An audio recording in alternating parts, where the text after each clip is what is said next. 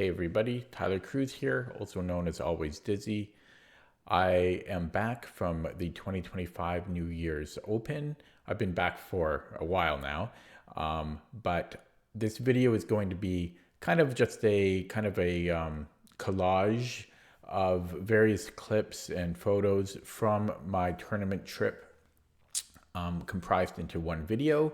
And then after this, I will have the round by round game recaps as separate videos. So this is kind of all like the B-roll footage from my tournament trip.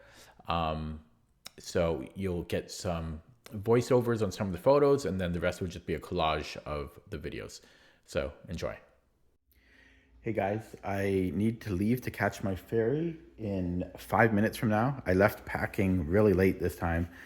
I'm bringing a lot more food than I normally do this time, just because there's nothing close to the venue to get food.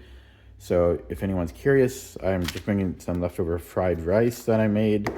My Airbnb has a microwave. Bringing some oatmeal. I hope that the Airbnb has some bowls and spoon. A little bag of Cheetos, a couple of little like tuna and like cracker snack mixes, which are handy. I boiled a few eggs last night, and then I have some mandarins and apples. So that should be some emergency food if I don't have time to eat anything in between rounds, or like to get food between rounds.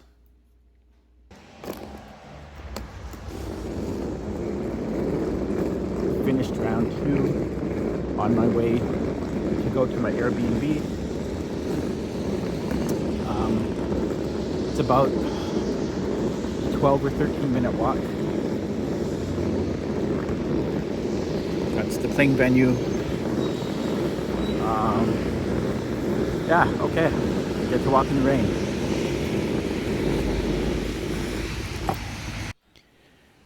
Okay, here's me doing a fancy pants voiceover like a professional. Yeah, so I just have some footage here. This is me walking from the playing venue to my Airbnb for the first time. This was after round, I forget, after round 1 or after round 2. Might have been after round 2, I really can't remember. And yeah, thank you to that car for backing up, giving me some room to walk past. Cut out some of the boring parts. I'm obviously not going to record the whole walk back. It was about a 10-minute walk away, but I walked very quickly. Although here it looked like I was walking very slow. It's just the way that the camera kind of records. It was also really pouring rain, but it's not being picked up in my video. I think my camera is somehow like excluding a lot of the rain, or it might have stopped at this point. There's a little pizza place on the left which I never went to because I was afraid of getting like a stomachache or getting too lethargic if I ate such heavy, like carb laden meals. And then this was just like the final stretch back to my Airbnb. So it was every time I went to and from my Airbnb, it was about a 2-kilometer walk, which it's a nice little walk, not too far. But it was raining most of the time, and they're doing construction in the area, so there weren't sidewalks in a lot of the area. And I don't mean this street; I mean more in the closer to the more main street. But yeah, that was my little walk to and forth. So my Airbnb was a bit unusual in that there was this sign instructing guests to not flush the toilet paper, but to instead put it in the garbage can. And yeah, that's pretty unusual. First time I've come across that in Canada. But apparently the house had a septic tank, so they weren't on the city sewer system, and it can get clogged, I guess. So that was kind of weird to do. That was odd, but wasn't really a huge deal. But I was also by myself. Had I shared it with people, that might have been a big problem. This was the kitchen / living room area, which was a common area shared between guests, but I was kind of the only one there. This was my room. So it's in a very nice building, or house rather. This is over a $2 million house. And yeah, so this was I think this was like the king size bedroom. Yeah, nice finishings, very large. They even include some water and some candy there, which I definitely used. This was my private bathroom. It's just a bathroom, but yeah, so that was my Airbnb. It was very comfortable apart from what you will see coming up. And apart from the little bathroom situation.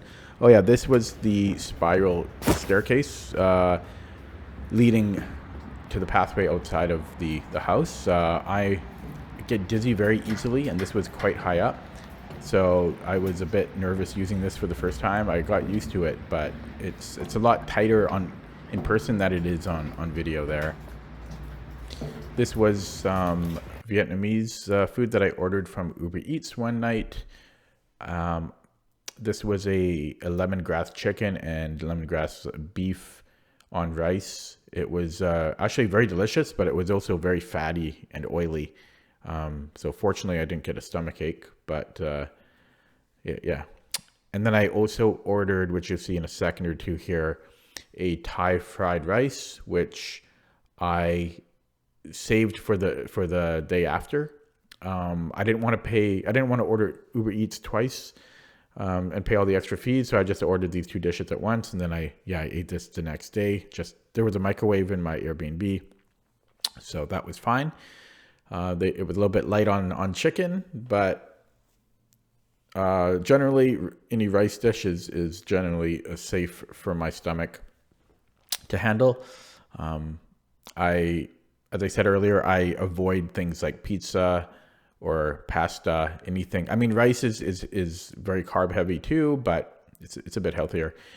And then this was insane. I woke up one night completely sweating.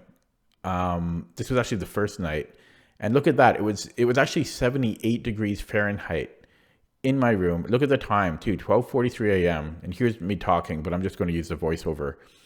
Yeah, so it was 78 degrees Fahrenheit, which is almost 26 degrees Celsius.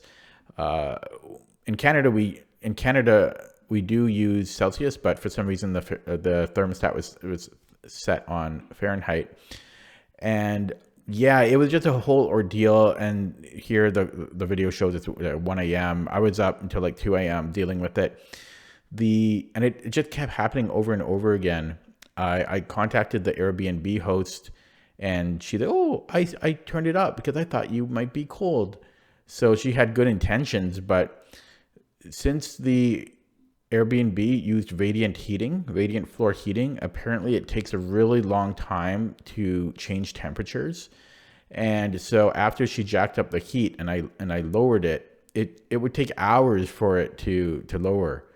Okay, anyways, yeah, this is just a meal I had during one of my rounds. Some of the stuff that I brought from home. So I had like hard-boiled eggs and apples and mandarins and some cheesies that I showed earlier, and like a little tuna snack thing. So just something quick and easy to eat. Always tight. I've got about 15 minutes to go back for round 5 now. After round 4, I went to my Airbnb to have lunch. Yeah, just heading back now. So I should get there in time, but it's always tight. It's not relaxing. So the morning of the final day, there was a motor vehicle accident in the area, and as you can see here, the power was off, and it was off for most of the day. It was off since 3 a.m. And here's some footage of the trophies that were given out, but you can see here that there's no power, so the organizers told us to make sure we bring enough clothing to stay warm. Fortunately, this was held in a church with a lot of windows, and we could still see, but in the later rounds, it got dark, and so that, became more of a problem. I took a photo here of what the board looked like with the power off, so you could still see, but you had to kind of put a bit more effort into writing down the moves. It was a little bit difficult to see. And then, yeah, this is me on my way back home. So I'm just here at the ferry terminal walking towards my boat home, at the ferry home. And yeah, so here is me leaving. And I'm at the back of the boat, and I had I ordered a burger for lunch here.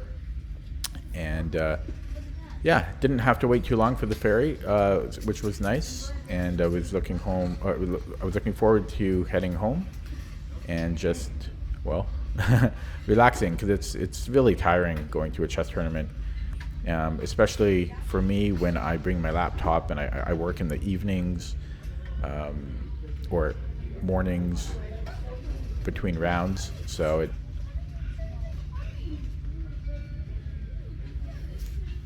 home, and here I am back home. So it was almost snowing at this point, but yeah, this is where I live on Vancouver Island.